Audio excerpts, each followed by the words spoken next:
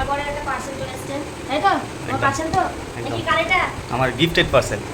Gifted parcel কে gift করলো তোমাকে এই যে এরপরে আরেকটা গিফট করতে হবে, সেটা পরে বলছি, আগে এটা দেখে নি, এখনই বলবো না, আগে দেখিনি তারপরে বলবো। পরে কি আছে আগে দেখি, আমি নিজেই জানি না আমি ওখানে গিফট করেছি, এখানে কি করা আছে গো? তারপরে পরের গিফটটা বলছি। এত বড় পার্সেল, এটা জিনিস কার আছে? জিনিস এখানে কার জিনিস আছে এটাতে? আমার আরেকটা আসবে, আরেকটা কালকে আসবে।